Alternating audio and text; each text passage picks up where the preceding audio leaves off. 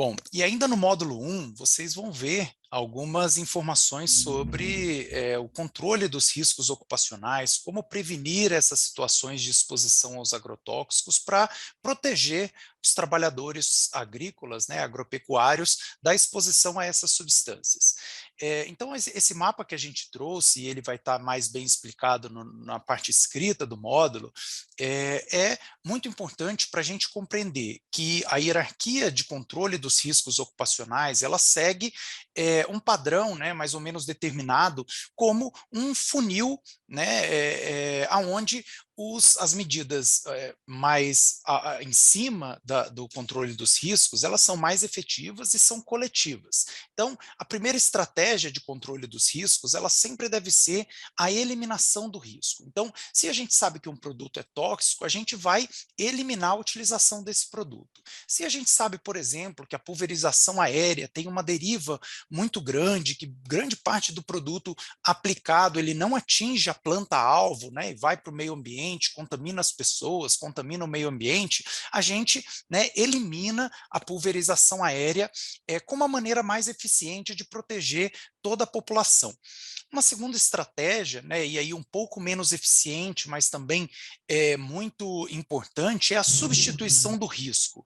Então, na substituição do risco, por exemplo, nós temos a substituição de produtos mais tóxicos pelos produtos menos tóxicos. Como o Kleber comentou, né, anteriormente, isso tem acontecido, né, à medida que a gente vai descobrindo a nocividade ou a toxicidade de alguns produtos, eles vão sendo substituídos por outros produtos considerados menos tóxicos, mas não completamente inócuos e inofensivos à saúde humana. Então, a substituição é uma estratégia muito importante também de controle dos riscos.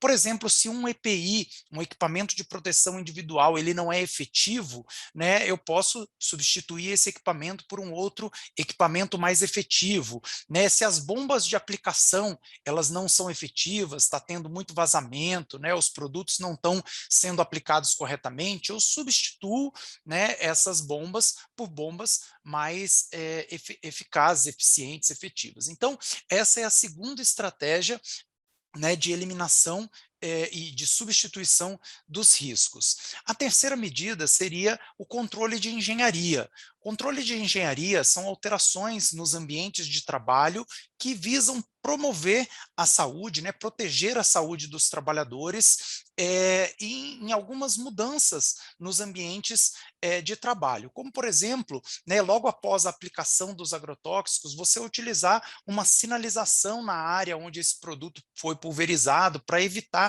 a reentrada de pessoas, né, e a contaminação das pessoas por agrotóxicos nessas atividades de reentrada. Um outro exemplo, né, é uma preparação, né, a separação de uma estação para que esses trabalhadores possam se alimentar durante o exercício das suas atividades, evitando então que eles fiquem expostos, né, se alimentando ali onde os agrotóxicos são aplicados.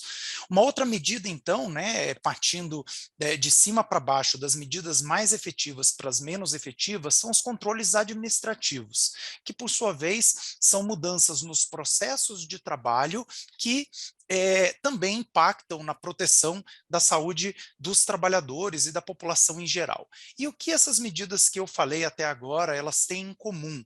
Elas têm em comum que elas são medidas que protegem a coletividade, né? Não só um trabalhador individualmente, mas toda a população, todos os trabalhadores. E aí alguns exemplos de medidas de controle administrativo obviamente, o fornecimento, né, de apoio técnico, treinamento em segurança laboral, para que esses trabalhadores saibam utilizar, né, corretamente e não em excesso essas substâncias. Ademais, a gente pode acrescentar algumas estratégias de educação em saúde, né, ou treinamento para que os trabalhadores manipulem essas substâncias quando a gente não tem, né, situações de muito vento ou chuva, né, também protegendo os trabalhadores, o meio ambiente e os seus familiares, né, a população geral, inclusive.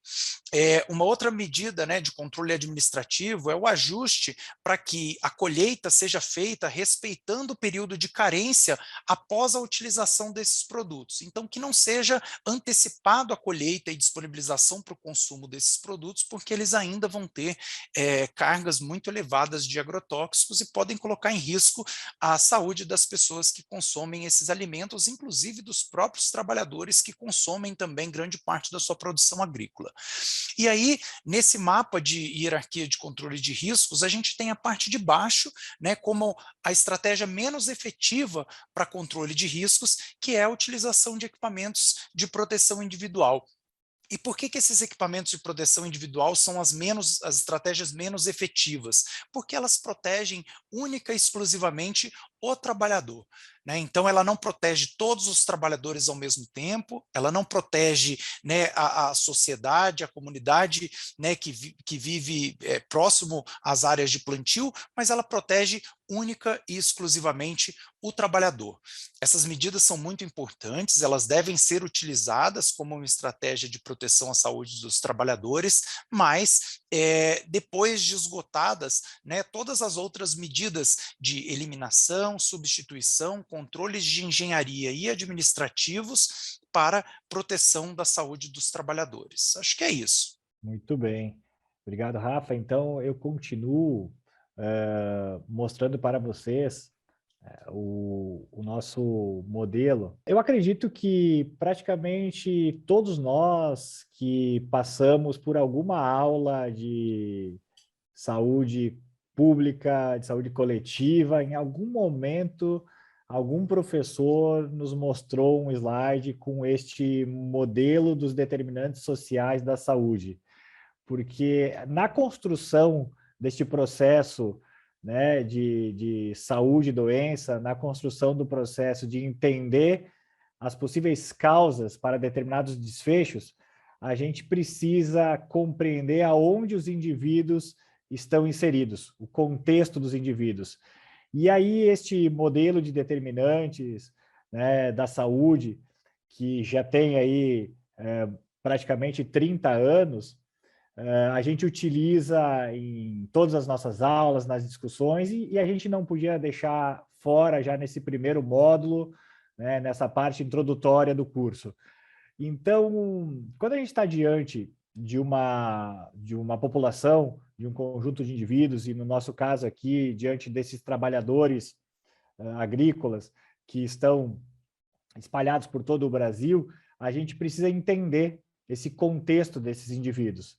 E aí o modelo aqui, ele mostra que eu tenho os micro, os meso e os macro determinantes, ou seja, a gente parte sempre de um entendimento, uma avaliação, muitas vezes até com um simples questionário, para poder entender quem são aquelas pessoas, né? Ou uma conversa com aquelas pessoas, uma anotação.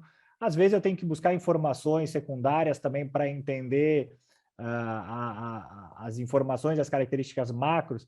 Mas é isso, os indivíduos, eles vão partir do sexo biológico, da sua idade, fatores hereditários. Esses fatores, como a gente vê no núcleo aqui do nosso desenho, vão realmente poder estar associado aos desfechos, que na primeira parte do nosso encontro, na primeira parte do primeiro vídeo, a gente conversou sobre os possíveis efeitos adversos.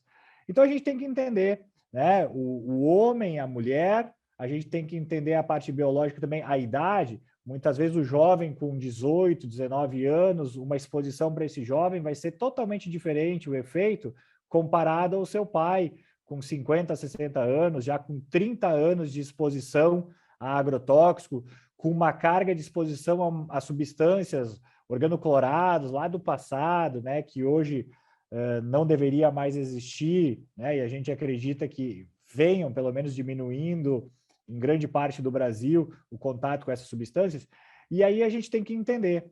Então, o estilo de vida, né? A pergunta para a pessoa, muitas vezes, o hábito de fumar pode trazer uma carga de efeitos que a pessoa que não fuma não vai ter. Então, a gente quer aqui realmente que vocês compreendam que este modelo de determinantes é importante para que a gente consiga, no fim, compreender o contexto do indivíduo, onde ele está inserido e realmente os possíveis efeitos. E também as ações que a gente vai poder desenvolver, elas dependem desse contexto, porque muitas vezes não adianta, não existe uma fórmula, não existe uma receita pronta para dizer assim, olha, tem que fazer desta forma. Então, se eu estou lá, né, no Rio Grande do Sul, se eu estou lá no Rio Grande do Norte, muitas vezes eu tenho que entender esse contexto todo para poder planejar determinadas ações dentro do contexto daqueles indivíduos. Então, realmente, quais são as condições de trabalho, o ambiente de trabalho, a situação de água, de esgoto, a educação daqueles indivíduos, a produção. Eu acho que é importante deixar aqui para vocês realmente esta informação de que não adianta eu sair de uma receita básica para São Paulo, uma receita básica para o Rio de Janeiro, né? Cada local vai realmente ter o seu contexto e eu preciso entendê-lo para depois agir. E é por isso que vocês têm todo esse apoio da rede, você tem todo o apoio desses profissionais que podem ajudar na construção desse planejamento. Rafael, quer complementar? Legal, Kleber. Não, só para reforçar, né, o quão atual esse modelo, né, proposto por Dahlgren e Whitehead em 1990, quase mais de 30 anos atrás, e esse modelo ainda continua muito atual, porque ele parte, né, dos problemas, de um entendimento dos problemas individuais, do indivíduo, né, como as situações individuais como os principais determinantes da saúde desses indivíduos, para um modelo mais holístico, que traz as questões do ambiente, dos territórios, né, as condições de vida, como que esse indivíduo vive, né, como que ele se relaciona com as outras pessoas, com a comunidade, e aí muito importante também, né, a rede de apoio social desse indivíduo, né, as questões socioeconômicas, culturais, que vão muito para além das questões individuais do próprio trabalhador e da sua família, né, mas que também, como você bem colocou, estão diretamente relacionadas aos efeitos, às condições de saúde, adoecimento e trabalho. Eu acho que é isso.